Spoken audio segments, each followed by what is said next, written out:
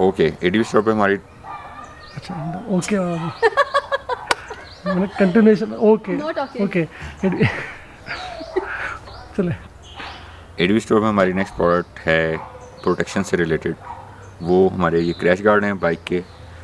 ये बेसिकली इनको bent crash guard कहा जाता है। ये वाईबीआर की स्टाइल डिज़ाइनिंग के साथ मैच करते हैं। मेरी हाइट के हिसाब से इसके अंदर इशू नहीं आता, मेरे घुटने नहीं टच करते और इसके अंदर कोई चीज़ एक्स्ट्रा नहीं लगानी पड़ती। ये आपके फ्रेम के साथ एज इट इज़ फिट हो जाते हैं। और इनका फ़ायदा क्या है कि जब इन केस खुदा न खास्ता आपकी बाइक टिल्ट होती है तो एक तो उठाने में आसानी होती है, बाइक पूरी नीचे नहीं आती।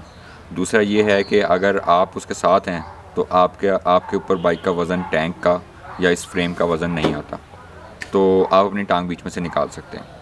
तीसरा फ़ायदा ये है कि अगर खुदा न खास्ता आपकी बाइक टर्न के ऊपर स्लिप करती है और आपसे दूर जाती है तो उस वक़्त सबसे ज़्यादा जो ज़ोर लगता है, सबसे ज़्यादा जो हिट होती है वो चीज़ ये हैंडल बार्स हिट होते हैं अगर ये ना लगाओ, और आपका फुट रेस्ट हिट होता है और उसके बाद ये चीज़ आती है।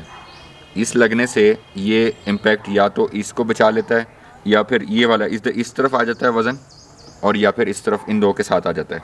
अगर फुट रेस्ट बच जाता है, ये आप बाइक देख सकते हैं, ये तकरीबन 20 से 25 फुट स्लाइड हुई थी, टर्निंग के ऊपर स्लिप हो गई थी।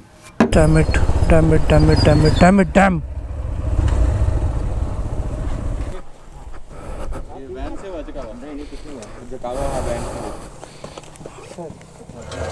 उठाए जी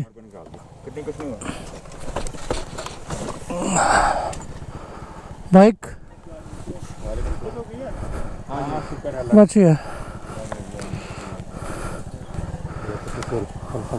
ओह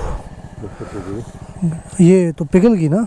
नहीं, शुक्र है। सिर्फ बाइक जो है ना वो लो साइड जिस तरह नहीं हो जाती, यानी वैन वाले ने ना एकदम से मोड़ते हुए ना इधर मेरी तरफ हो गया। ऐसे की होगी वो दुबई तार निकल गई। उसने ये ना झकावे के लिए उसने मैं उधर मुड़ रहा था ना, उसने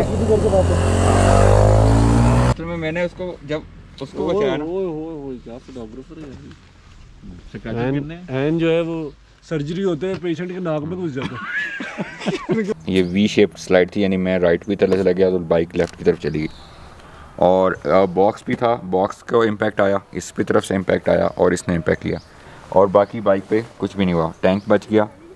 और आप फुट रेस्ट देख सकते हैं, फुट रेस्ट भी उस तरह से, यानी इतना नहीं रगड़ा गया जिस तरह से आपका ये भी, इसने भी थोड़ा सा इम्पैक्ट लिया।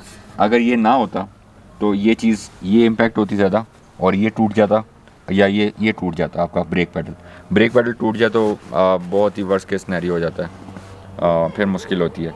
तो ये प्रोटेक्शन ज़रूरी है। उसके साथ आपकी वो अगर आपने ऑक्सिलरी लाइट्स लगानी है फ्रेम के साथ तो ये क्रैच गार्ड वहाँ पे भी यूज़ होता है। इन लाइट्स का फ़ायदा ये होता है कि ये आपके हैंडल बार के साथ मूव नहीं करती।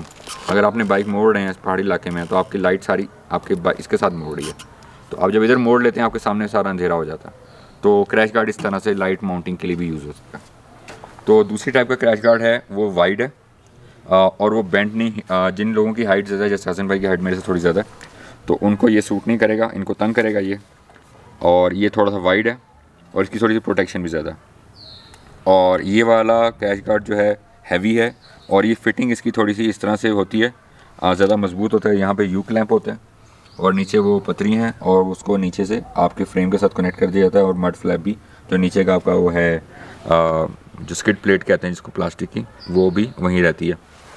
ये फिटिंग इसके साथ ये वाली है, इसके साथ भी आप लाइट्स लगा सकते हैं। इस शेप में जिन लाइट्स को लगाना है वो आप यहाँ पे सीधा लगा सकते हैं।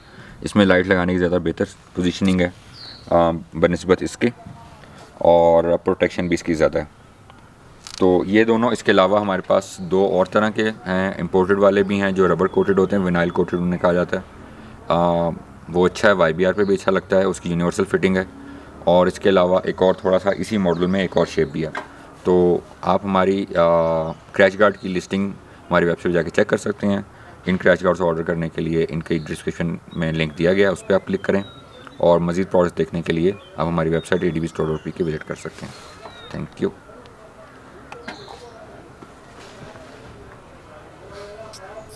क्या घर है ये ब्रो।